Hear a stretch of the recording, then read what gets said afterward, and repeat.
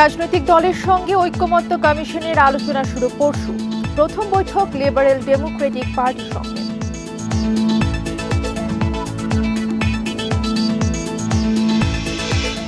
হাসিনা পরিবারের ৩১টি ব্যাংক হিসাবের ৩৯৫ কোটি টাকা জব্দের নির্দেশ, দুদকের আবেদনে আদালতের সাড়া।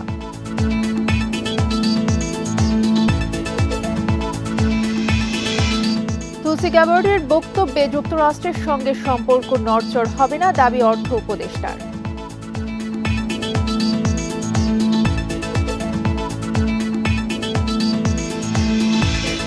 এবং নারায়ণগঞ্জে মাদক কর্মকর্তাদের কাছ থেকে ৪ জনকে ছিনিয়ে নিয়েছে সহযোগীরা, দেশীয় অস্ত্র নিয়ে হামলা।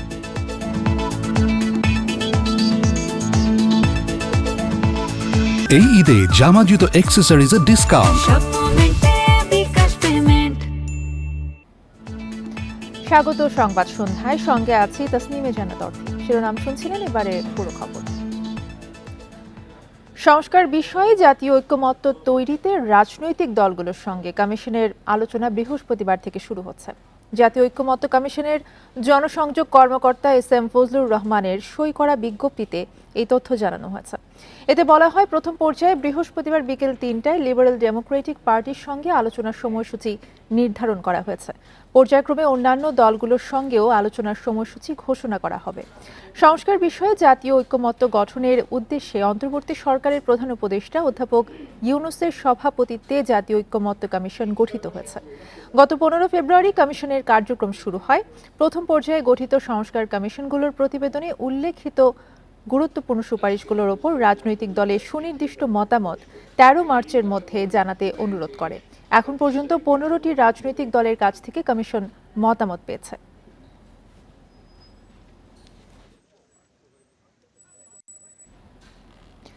ছাত্র জনতার গণ আন্দোলনে ক্ষমতাচ্যুত সাবেক প্রধানমন্ত্রী শেখ হাসিনা ও তার পরিবারের সদস্যদের স্বার্থ সংশ্লিষ্ট ৩১টি ব্যাংক হিসেবের প্রায় ৩৯৫ কোটি টাকা জব্দ করার নির্দেশ দিয়েছেন আদালত। দুর্নীতি দমন কমিশনের আলাদা আবেদনে ঢাকা মহানগরের জ্যেষ্ঠ বিশেষ জজ মোহাম্মদ জাকির হোসেন গালিব এই আদেশ দেন। সাবেক প্রধানমন্ত্রী শেখ হাসিনা, তার ছেলে সজীব ওয়াজেদ জয়, মেয়ে সাইমা ওয়াজেদ পুতুল, বোন শেখ রেহানা সহ তাদের স্বার্থ সংশ্লিষ্ট আরও ৩১টি ব্যাংক হিসেব অবরুদ্ধ করা হয়েছে। দুদক জানিয়েছে, ৩১টি ব্যাংক হিসেবে জমা থাকা অর্থের পরিমাণ প্রায় ৩৯৫ কোটি টাকা। এর আগে ১১ মার্চ ক্ষমতাচ্যুত সাবেক প্রধানমন্ত্রী শেখ হাসিনা, তার ছেলে সজীব ওয়াজেদ জয়, মেয়ে সাইমা ওয়াজেদ পুতুল, বোন শেখ রেহানা সহ তাদের স্বার্থ সংশ্লিষ্ট ১২৪টি ব্যাংক হিসাব অবরুদ্ধ করার আদেশ দেন আদালত। এদিকে ক্রিকেট বোর্ডের অর্থ আত্মসাৎ সহ বিভিন্ন অভিযোগে বিসিবির সাবেক সভাপতি নাজমুল হাসান পাপনের বিরুদ্ধে দুদকের অনুসন্ধান শুরু হয়েছে। এছাড়া অবৈধ সম্পদ অর্জনের অভিযোগে মুন্সিগঞ্জ ৩ আসনের সাবেক এমপি মৃণাল কান্তি দাস ও তার স্ত্রীর বিরুদ্ধে মামলা করেছে দুদক।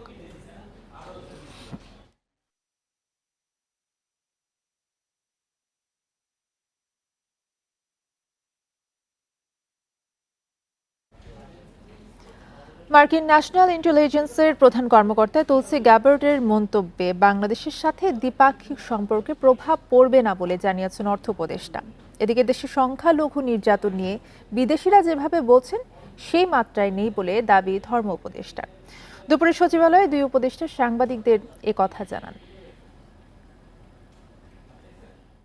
ভারত সফররত মার্কিন ন্যাশনাল ইন্টেলিজেন্সের প্রধান কর্মকর্তা তুলসী গ্যাবার্ড সোমবার দেশটির সংবাদ মাধ্যম এনডিটিভিকে বলেন, ধর্মীয় সংখ্যালঘুদের ওপর নিপীড়ন নির্যাতন মার্কিন সরকার ও ট্রাম্প প্রশাসনের প্রধান উদ্বেগের বিষয় হয়ে দাঁড়িয়েছে।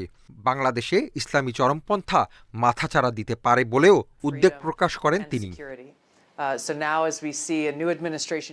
তুলসী গ্যাবার্ডের এমন মন্তব্যে উদ্বেগ প্রকাশ করে অভিযোগ ভিত্তিহীন বলে জানায় প্রধান উপদেষ্টার কার্যালয়। তার এমন মন্তব্য বিভ্রান্তিকর এবং বাংলাদেশের ভাবমূর্তির জন্য ক্ষতিকর বলছে প্রধান উপদেষ্টার দপ্তর।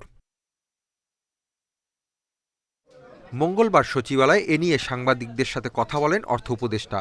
বলেন, যুক্তরাষ্ট্রের গোয়েন্দা প্রধান যে মন্তব্য করেছেন তাতে যুক্তরাষ্ট্রের সাথে বাংলাদেশের অর্থনীতিতে বহুপাক্ষিক বা দ্বিপাক্ষিক সম্পর্কে প্রভাব পড়বে না। তুলসী গ্যাবার্ড যেরকম উত্তর দিয়েছে এবং সেটার প্রসঙ্গে অনেকে বলেছে, আপনাদের অনেক জার্নালিস্টরা বলছে এটার মধ্যে আমাদের কোনো ইস্যু নেই, তবে ওইসব মন্তব্যে আমাদের অর্থনৈতিক কোনো বহুপাক্ষিক সম্পর্ক বা দ্বিপাক্ষিক সম্পর্ক প্রভাব পড়বে না। এদিকে কিছু বিচ্ছিন্ন ঘটনা ঘটলেও বাংলাদেশে সংখ্যালঘু নির্যাতনের ঘটনা বিদেশিরা যেভাবে বলছেন সেই মাত্রায় নেই বলে দাবি করেন ধর্ম উপদেষ্টা। মঙ্গলবার সচিবালয়ে এক সংবাদ সম্মেলনে প্রশ্নের জবাবে উপদেষ্টা একথা বলেন। আমরা তো বারবার এটা অস্বীকার করে আসছি যে এখানে পারসিকিউশন অফ মাইনরিটিস তারা বিদেশিরা যেভাবে বলছেন অথবা ফরেন মিডিয়া যেভাবে বলছেন সে মাত্রায় নয়, কিছু বিচ্ছিন্ন ঘটনা তো আছেই, তারপরেও আমরা অত্যন্ত সজাগ রয়েছি। তিনি বলেন, বিভিন্ন জায়গায় যেসব ঘটনা ঘটেছে সেগুলোতে সিসি ক্যামেরার মাধ্যমে অপরাধী শনাক্ত করে আইনের আওতায় আনবে সরকার। ধন্যবাদ আপনাকে, ধন্যবাদ। Hasib Mahmud Shah, Independent News, Dhaka. গুতেরেসের বাংলাদেশ সফর রোহিঙ্গা সংকট ও দেশের সংস্কারে ভূমিকা রাখতে পারে। বিশ্লেষকরা বলছেন, বাংলাদেশের উদ্যোগ বিশ্বের নজরে আনতে পারেন জাতিসংঘ মহাসচিব। তবে এই দুটি বিষয়ে গুতেরেসের সরাসরি কিছু করার নেই। বিশেষজ্ঞদের মতে জাতিসংঘ নয়, সংকটের সমাধান করতে হবে বাংলাদেশকেই। 2018 সালের পর দ্বিতীয়বার বাংলাদেশ সফর করলেন জাতিসংঘ মহাসচিব অ্যান্তোনিও গুতেরেস। পরিদর্শন করেছেন কক্সবাজার রোহিঙ্গা শিবির। সংকট সমাধানে মিয়ানমারের ওপর চাপ বাড়ানোর পরামর্শ দিয়েছেন। রোহিঙ্গাদের জন্য আর্থিক সহায়তা কমিয়েছে যুক্তরাষ্ট্র। যদি নতুন করে বরাদ্দ মেলে তবেই গুতেরেসের বাংলাদেশ সফর সার্থক হবে বলে মনে করেন আন্তর্জাতিক সম্পর্ক বিশেষজ্ঞ অধ্যাপক ডক্টর ইমতিয়াজ আহমেদ। আর সাবেক রাষ্ট্রদূত এম হুমায়ুন কবির বলছেন, জাতিসংঘ পাশে থাকলেও রোহিঙ্গা সমস্যার সমাধান করতে হবে বাংলাদেশকেই।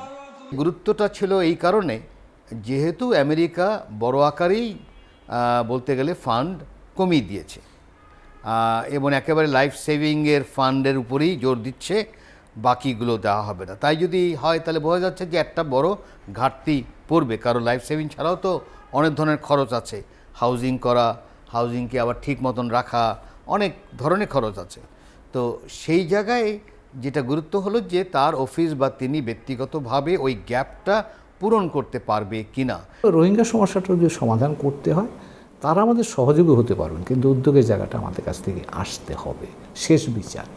তো কাজে সেই জায়গাতেও আমি কিছু সম্ভাবনা দেখছি এবং সেটা বাস্তবায়িত হবে কতটা সেটা নির্ভর করে অনেক ফ্যাক্টরের উপর। অন্যতম ফ্যাক্টর হচ্ছে আমরা কতটা উদ্যোগী এবং সৃজনশীল কূটনীতি করতে আগ্রহী। তা রাজনৈতিক দলগুলোর সঙ্গে বৈঠক করেছেন গুতেরেস।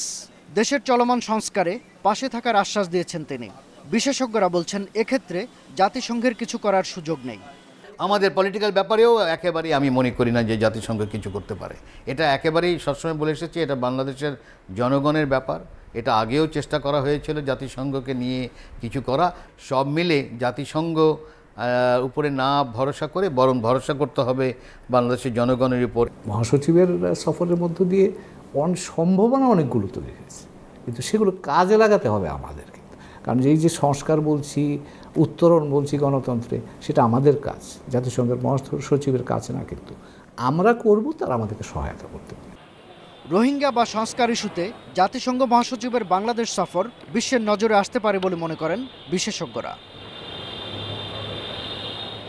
শাহাদাত স্বপন, ইন্ডিপেন্ডেন্ট নিউজ, ঢাকা। নারায়ণগঞ্জে মাদক বিরোধী অভিযানে হামলা চালিয়ে 4 মাদক ব্যবসায়ীকে ছিনিয়ে নিয়ে গেছে সহযোগীরা। দুপুরে মাছদারির বাজার এলাকায় অভিযান চালানোর সময় তাদের উপর হামলা চালানো হয়। মাদকদ্রব্য নিয়ন্ত্রণ অধিদপ্তরের কর্মকর্তারা জানান, গোপন তথ্যের ভিত্তিতে মাছদারির এলাকার একটি বাড়িতে অভিযান চালানো হয়। এ সময় মাদক বেচাকেনায় জড়িত থাকার অভিযোগে 4 জনকে আটক করা হয়। পরে তাদের ছাড়াতে সহযোগীরা দেশীয় অস্ত্র নিয়ে হামলা চালায়। ছিনিয়ে নেওয়া হয় 4 মাদক ব্যবসায়ীকে। পরে বিজিবি ও পুলিশ ঘটনাস্থল থেকে বিপুল পরিমাণ মাদকদ্রব্য ও দেশীয় অস্ত্র জব্দ করে। হামলায় জড়িতদের ধরতে অভিযান চলছে। স্কুলের সামনে আমরা একটি অভিযান পরিচালনা করেছি মাদকদ্রব্য নিয়ন্ত্রণ অধিদপ্তরের নেতৃত্বে। সেখানে আমরা দেখতে পেয়েছি যে এই পর্যন্ত প্রায় ইয়াবার গোড়া উদ্ধার হয়েছে, গাঁজা, ফেন্সিডিল, বিদেশি মদ আমরা উদ্ধার করেছি। এর পাশাপাশি দেশীয় অস্ত্রশস্ত্র আমরা উদ্ধার করেছি। নতুন রাজনৈতিক দলের নিবন্ধন দেওয়ার জন্য নির্বাচন কমিশন ইসির গণবিজ্ঞপ্তি কেন অসাংবিধানিক নয় জানতে চেয়ে রুল জারি করেছে হাইকোর্ট। সকালে বিচারপতি মোহাম্মদ আকরাম হোসেন চৌধুরী ও বিচারপতি কে এম রাশেদুজ্জামান রাজার সমন্বয়ে গঠিত হাইকোর্ট বেঞ্চ এই রুল দেন। রিটকারীর দাবি, ইসির রাজনৈতিক দলের সংজ্ঞা সংবিধানের সাথে সাংঘর্ষিক। নতুন রাজনৈতিক দলের নিবন্ধনের জন্য নির্বাচন কমিশন গণবিজ্ঞপ্তি দিয়ে ২০ এপ্রিলের মধ্যে আবেদন আহ্বান করে। গণপ্রতিনিধিত্ব আদেশ অনুযায়ী নতুন কোনো দলকে নিবন্ধন পেতে হলে ২২ জেলায় ও ১০০ উপজেলায় অফিস ও কমিটি থাকতে হবে। প্রতি কমিটিতে থাকতে হবে অন্তত ২০০ তালিকাভুক্ত ভোটার। ইসির এই গণবিজ্ঞপ্তিকে চ্যালেঞ্জ করে হাইকোর্টে রিট করেন রাষ্ট্র সংস্কার আন্দোলনের প্রধান সমন্বয়ক ও আইনজীবী হাসনাত কাইয়ুম। এই রিটের পরিপ্রেক্ষিতে এই গণবিজ্ঞপ্তি কেন অবৈধ নয় জানতে চেয়ে রুল জারি করেছে হাইকোর্ট। আমাদের সংবিধানের যে রাজনৈতিক দলের মূল সংজ্ঞা, সেই সংজ্ঞার স্পিরিটের সাথেও এই গণবিজ্ঞপ্তি বা এই পুরনো আইনটা যায় না। আদি আমলের আইনে রাজনৈতিক দল নিবন্ধনের জন্য আহ্বান জানানো হয়েছে। সেই আইনে এই গণবিজ্ঞপ্তিটা কেন অবৈধ ঘোষণা হবে না, এই মর্মে একটা রুল জারি হয়েছে আজকে। রিটকারীর যুক্তিতে বলা হয়েছে, আরপিও অনুযায়ী পার্বত্য অঞ্চলে কেউ রাজনৈতিক দল গঠন করতে চাইলে সম্ভব হবে না। তাছাড়া নির্বাচন সংস্কার কমিশন নিবন্ধন প্রক্রিয়া সহজ করতে যেসব প্রস্তাব দিয়েছে তা বাস্তবায়নের আগে এমন বিজ্ঞপ্তি উদ্দেশ্য প্রণোদিত। অবাঙালি জনগোষ্ঠী যারা পাহাড়ে বসবাস করে, তাদের এরিয়াটা হচ্ছে কনফাইন্ড 3টা ডিস্ট্রিক্টের মধ্যে এবং তারা 20টা উপজেলার মধ্যে বসবাস করে।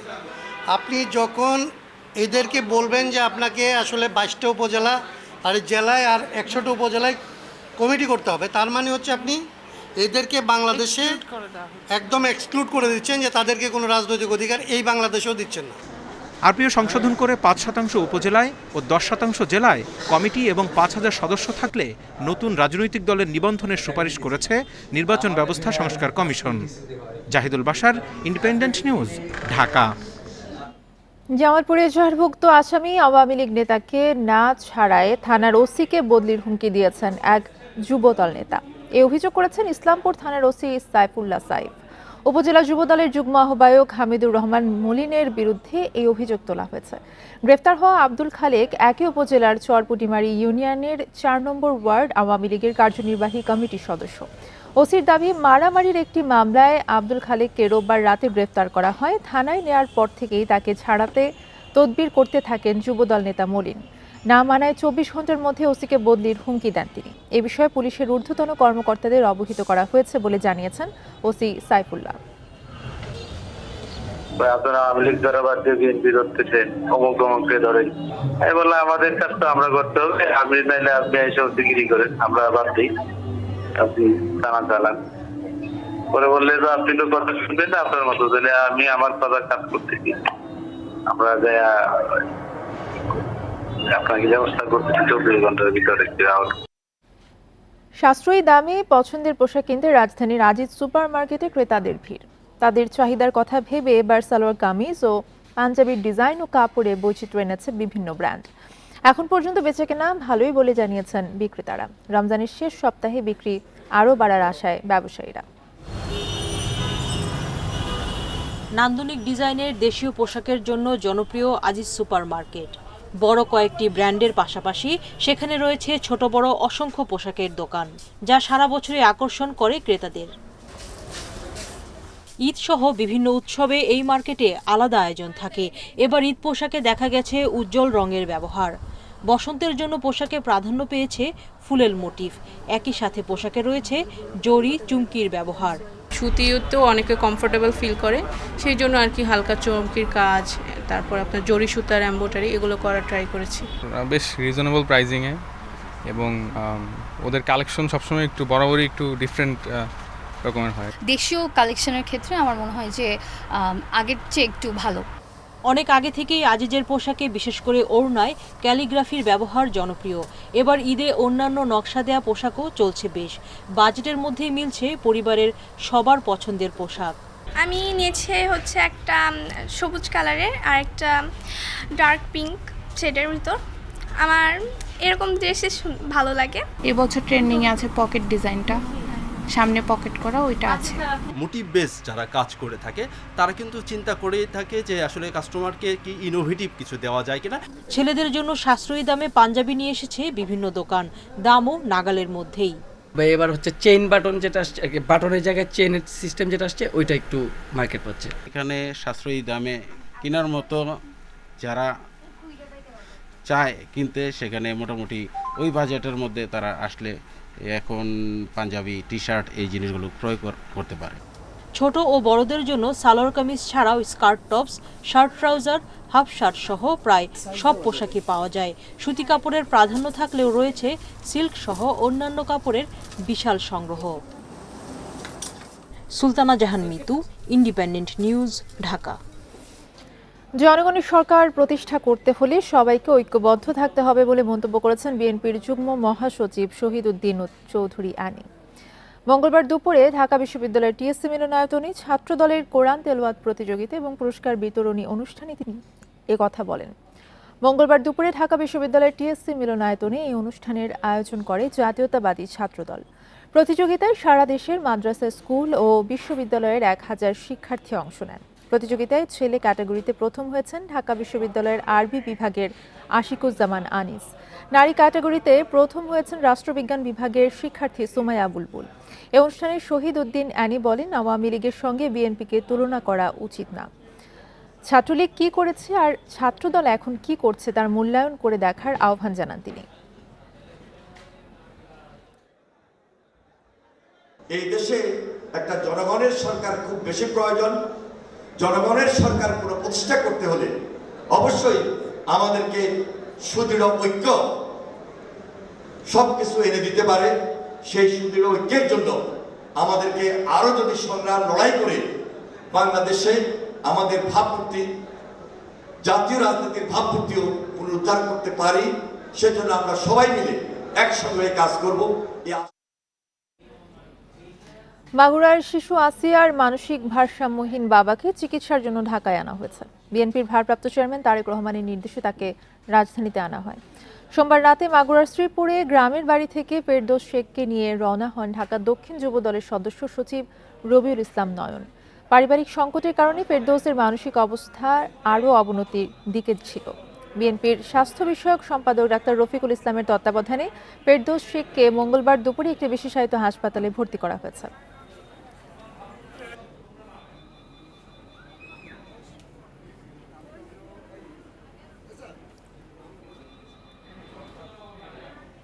ছেলেকে কোচিংয়ে দিতে গিয়ে বাসের ধাক্কায় প্রাণ গেল বাবার। গুরুতর আহত ছেলে আশঙ্কাজনক অবস্থায় চিকিৎসাধীন। মঙ্গলবার সকালে রাজধানীর ডেমরার মিরপাড়ায় এই ঘটনা ঘটে। ঘটনার পরেই পালিয়ে যায় চালক, জব্দ করা যায়নি বাসটিও। এই ঘটনার পর সড়কে নিরাপত্তা নিয়ে ক্ষোভ জানান স্বজনেরা। মঙ্গলবার সকাল 7টা নবম শ্রেণীতে পড়ুয়া ছেলেকে নিয়ে কোচিংয়ে যাচ্ছিলেন বাবা ওবায়দুর রহমান। ডেমরার মিরপাড়ায় সিএনজি পাম্পের কাছাকাছি পৌঁছালে তার মোটরসাইকেলকে ধাক্কা দেয় ওয়াসিম পরিবহনের একটি বাস। গুরুতর অবস্থায় ঢাকা মেডিকেলে নিলে বাবাকে মৃত ঘোষণা করেন চিকিৎসক। ছেলে লাবিব আশঙ্কাজনক অবস্থায় হাসপাতালে চিকিৎসাধীন। আকস্মিক এই ঘটনায় দিশেহারা স্বজনেরা। আমার ভাতিজাটা নিয়ে কোচিংয়ে আসছে, 7টার সময় বের হয়েছে। এই মিরপাড়ার দিকে খালি বের হয়েছে, রাস্তা খালি। এমন সময় ছেলেটা নিয়ে মোটরসাইকেল, এমন সময় বাস বলে মেরে দিয়ে চলে গেছে। আমার ভাই হরিয়াছে, কেউ জানে না, আমরা কেউ জানি না। পুলিশ জানায় ঘটনার পর দ্রুত ঘটনাস্থল ছেড়ে পালিয়ে যায় বাসটির চালক। মিরপাড়া একটা পাম্প আছে, যেটা হলো আমাদের ডেমরা বাজার থেকে একটা রোড উঠছে এই মেইন রোডে। ওদিক থেকে মোটরসাইকেলে 2 জন আসছিল, পিতা পুত্র। আর অসীম পরিবহনের বাসটা রামপুরার দিকে যেতে যে ঠিক ওই মোড়ে ওনারা 2 সাইডে খেয়াল না করে রাস্তার মধ্যে চলে আসছে, আর এদিক দিয়ে অসীম পরিবহনের বাসটাও দ্রুত গতিতে যাচ্ছে। পরে তাদের মুখোমুখি সংঘর্ষ হয়। সড়কে নিরাপত্তা নিয়ে ক্ষোভ জানিয়েছে পরিবার। তাদের অনিচ্ছার কারণে এই ঘটনায় কোনো মামলা হয়নি। Khaled Raihan, independent News, Dhaka. দীর্ঘ প্রতীক্ষার পর খুলল যমুনা রেল সেতু। সকালে সেতুর পূর্ব প্রান্তে ইব্রাহিমাবাদ রেল স্টেশনে হয় আনুষ্ঠানিক উদ্বোধন। এ সময় 4.8 কিলোমিটার দৈর্ঘ্যের সেতুটি পার হতে সময় লেগেছে 3 মিনিট। সেতুটিতে প্রতিদিন চলবে অন্তত 32টি ট্রেন, তবে স্বয়ংক্রিয় সিগন্যাল ব্যবস্থা ছাড়াই শুরু হলো রেল চলাচল। এ এক মাহেন্দ্রক্ষণ, দীর্ঘ অপেক্ষার অবসান। যমুনা রেল সেতুতে প্রবেশ করছে বিশেষ ট্রেন। টাঙ্গাইলের ইব্রাহিমাবাদ থেকে রওনা হয়ে সিরাজগঞ্জের সায়দাবাদ থামে ট্রেন। 4.8 কিলোমিটার দীর্ঘ সেতুটি পার হতে সময় লাগে মাত্র 3 মিনিট, যা আগে ছিল 20 থেকে 25 মিনিট। 100 বছরের স্থায়িত্ব নিয়ে নির্মাণ করা হয়েছে সেতুটি, যার মাধ্যমে দেশের উত্তরাঞ্চলের 23 জেলার মানুষের যোগাযোগ ব্যবস্থার উন্নতিতে মিলবে অর্থনৈতিক সুফল। সেতুটি ঘিরে তাই উচ্ছ্বসিত এসব এলাকার মানুষ। চলাফেরার জন্য আমাদের আগে তো সেতু পার হতে 20-30 মিনিট লাগতো, এখন সর্বোচ্চ 5 মিনিট সময় লাগে। আমাদের অনেক উপকার হয়েছে, এখান থেকে আমরা যাতায়াত অনেক সুবিধা হয়েছে। আগে আধা ঘন্টা সময় লাগতো, এখন 5 মিনিট আমরা চলে যেতে পারতেছি। জাপান বাংলাদেশের যৌথ উদ্যোগে দেশের সবচেয়ে দীর্ঘ এই সেতুর নির্মাণ ব্যয় 16,800 কোটি টাকা। উদ্বোধনী অনুষ্ঠানে জাপানের রাষ্ট্রদূত জানান তার দেশের সহায়তা অব্যাহত থাকবে সব সময়। যমুনা রেল সেতুতে সহযোগিতা করতে পেরে জাপান অত্যন্ত খুশি। বাংলাদেশকে বরাবরই সহযোগিতা করে এসেছে জাপান, ভবিষ্যতেও বাংলাদেশের অগ্রযাত্রার সাথে থাকবে জাপান। এই সেতুতে প্রতিদিন চলাচল করবে অন্তত 32টি ট্রেন। আগের চেয়ে ভাড়া কিছুটা বাড়ানো হবে জানান রেল সচিব। আগে যেটা ছিল 16.something, প্রায় 17 গুণ ছিল, এখন এটি 25 গুণ বৃদ্ধি পাবে। কাজে এর জন্য আমাদের যাত্রীদের আপনার ভাড়া বৃদ্ধি পাবে। এদিকে কিছু কাজ অসম্পন্ন থাকায় অটোমেটিক সিগন্যাল ব্যবস্থা ছাড়াই চালু করা হয় যমুনা সেতুতে রেল চলাচল। 1998 সালে যমুনা সেতু চালু হবার পর ঢাকার সঙ্গে উত্তর পশ্চিমাঞ্চলের রেল যোগাযোগ স্থাপিত হয়। তবে 2008 সালে সেতুটিতে ফাটল দেখা দিলে ট্রেনের গতি নেমে যায় ঘন্টায় 20 কিলোমিটারে। এরপর 2020 সালে কর্মযজ্ঞ শুরু হয় দেশের সর্ববৃহৎ রেল সেতু তৈরির। নতুন এই সেতুতে ঘন্টায় 120 কিলোমিটার গতিতে চলতে পারবে train. Adilur Rahman, independent news, Jamuna rail সেতু, টাঙ্গাইল। বাংলাদেশ দলের হেড কোচ সিমন্স ও সিনিয়র সহকারী কোচ সালাউদ্দিনের সাথে 2027 বিশ্বকাপ পর্যন্ত চুক্তি করার পরিকল্পনা বোর্ডের। 24 মার্চ বিসিবির সভায় এসব বিষয়ে চূড়ান্ত সিদ্ধান্ত আসবে জানিয়েছেন মিডিয়া ও আম্পায়ার্স কমিটির চেয়ারম্যান ইফতেখার রহমান মিঠু। মুশফিক মাহমুদুল্লাহকে ম্যাচ রেফারির ভূমিকায় দেখতে চান তিনি। চ্যাম্পিয়ন্স ট্রফিতে দলের পারফরমেন্সে হতাশ হলেও কোচিং স্টাফ নিয়ে সন্তুষ্ট BCB. Head coach Phil Simmons ও সিনিয়র সহকারী কোচ সালাউদ্দিনের সাথে 2027 বিশ্বকাপ পর্যন্ত চুক্তি বাড়াতে চায় বোর্ড। 24 মার্চ সভা শেষে আনুষ্ঠানিক ঘোষণা আসতে পারে। অধিনায়কদের নামও চূড়ান্ত হতে পারে। নাজমুল শান্তকেই ওয়ানডে ও টেস্টের দায়িত্ব দেয়া হতে পারে। টি-20তে লিটন দাসই প্রথম পছন্দ বিসিবির। স্যাটিসফাইড অফ ইয়ার পারফরমেন্সে ফিল সিমন্স, কারণ ওনার সবচেয়ে বড় জিনিসটা হচ্ছে আমাদের ফিডব্যাক হচ্ছে উনি লোকাল কোচ অ্যান্ড উনি খুব সুন্দর জেল করেছে এবং প্লেয়াররাও খুব ভালো অ্যাকসেপ্ট করছে। অবসরে যাওয়া মুশফিক মাহমুদুল্লাহর বিকল্প ও 2027 বিশ্বকাপ নিয়েও আলোচনা হবে বোর্ড সভায়। এমনকি আসন্ন 2026 টি-20 বিশ্বকাপের রূপরেখাও নির্ধারণ হতে পারে। আমাদের যে নতুন প্লেয়ারগুলি আসছে, এটা আমরা যদি তাদের টাইম দিই, হ্যাঁ, অ্যান্ড প্রপার সব কিছু আমরা দিতে পারি, ট্রেনিং, কোচ সব কিছু দিতে পারি, I think we will have আবার কিছু ইন্টারন্যাশনাল মানে ওয়ার্ল্ড ক্লাস লেভেলের প্লেয়ার। অবসর পরবর্তী সময়ে মুশফিক মাহমুদুল্লাহকে আম্পায়ার্স কমিটিতে পেতে চান ইফতেখার রহমান মিঠু। তারকা ক্রিকেটারদের জন্য ম্যাচ রেফারি হওয়ার সুযোগ বেশি দেখেন এই বোর্ড পরিচালক।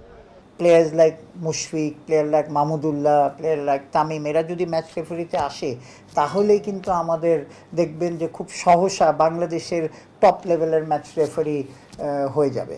কারণ তাদের যে অভিজ্ঞতা, এটা তো তার সাথে একটু ফাইন টিউনিং করলে কিন্তু তারা একদম আইসিসি লেভেলের ম্যাচ রেফারি হয়ে যাবে।